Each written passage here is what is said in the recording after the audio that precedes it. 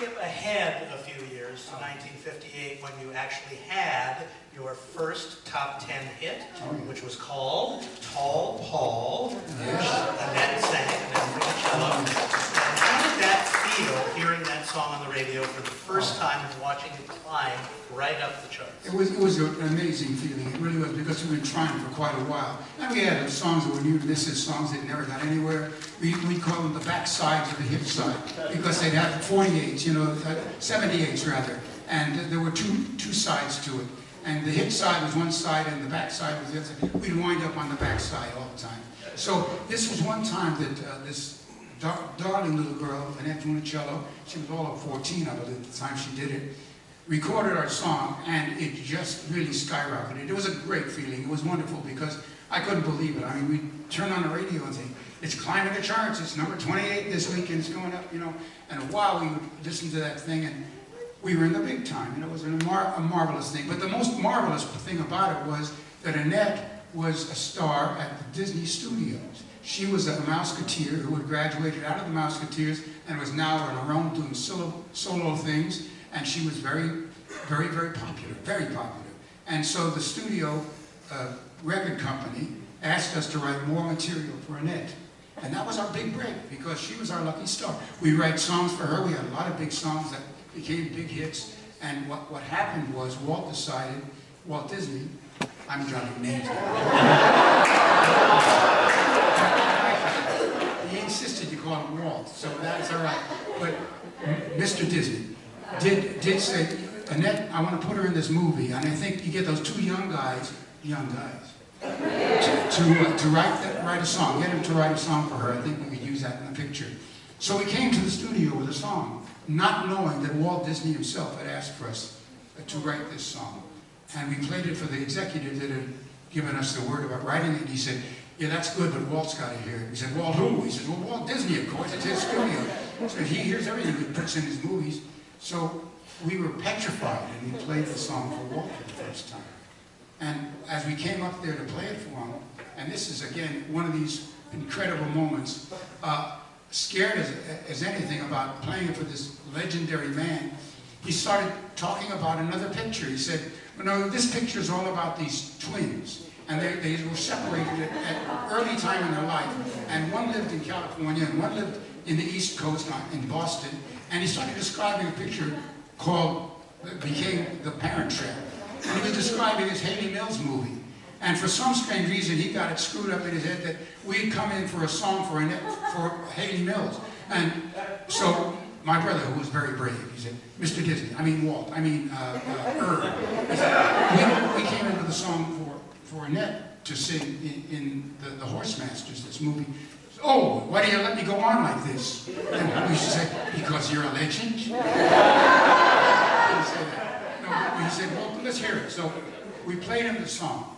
And it's the first time I ever played the song, a song for Walt Disney. And he listened to it very intently. And he said, at the end, he said, yeah, that'll work. Listen, I wasted a lot of time in this other idea, so why don't you take a script with you? All of a sudden, we had one accepted song, and he was giving us an assignment for another picture. And we came out, we thought it was terrible. We thought he hated what we had done, and he wanted to get rid of us. And so he said to Jimmy Johnson, this gentleman who was the head of the record company that brought us in, Jimmy, he didn't like it. He just said that'll work. What does that mean? He says, it means he liked it very much. He never gives anybody big compliments. And secondly, he gave you an assignment with the Haley Mills picture. So we said, who's Haley Mills? So I said, did you see Pollyanna? She got a special Academy Award for that. Said, oh, that Haley Mills. Oh, yeah, sure. So that's how we got a chance to write our second series of songs for Walt Disney. So now that we have skipped forward to The Parent Trap, you know that I have a special affinity for that movie. Oh, I love it. That was the first movie where I became actually aware of who the Sherman Brothers were. In fact, I stayed a second time in those days when you could stay a second or third or fourth time in a movie theater, because I saw the movie 4 times in a row in one day, because I was obsessed with Haley Mills and Haley Mills.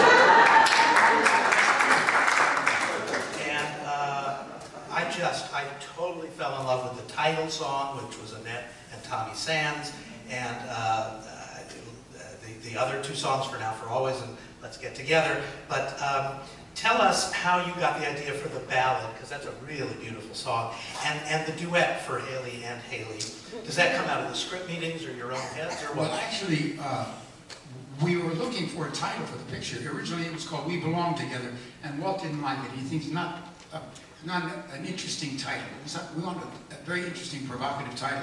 And so there was a title called Susan and I was one of them. I remember and we wrote title songs each time. He'd come up with a title and show us a poster.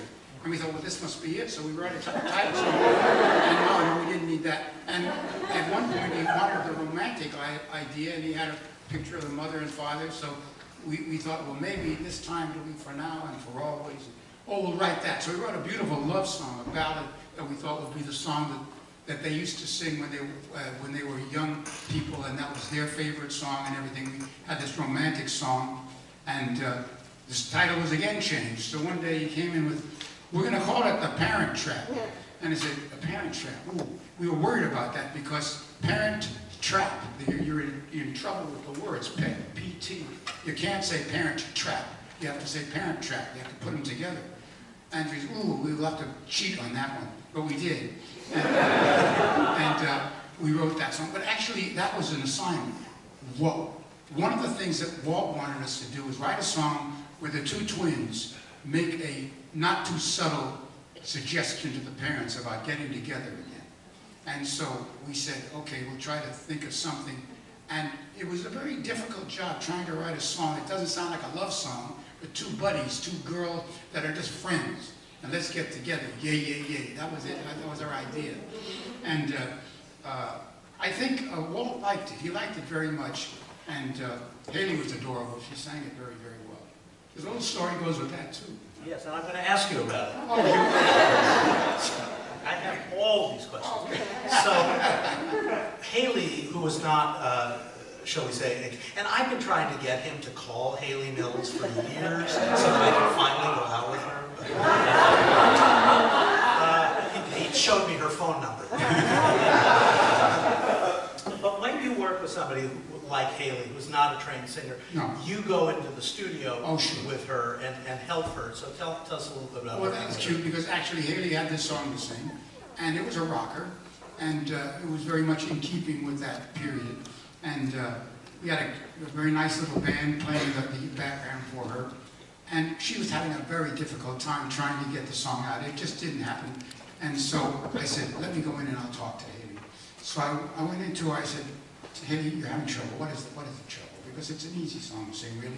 He says, I can't sing it because I'm an actress. I'm not a singer. I can't sing. I said, but you're a very good actress. Well, I hope I am. I said, well, act like you're a singer. Oh, I could do that.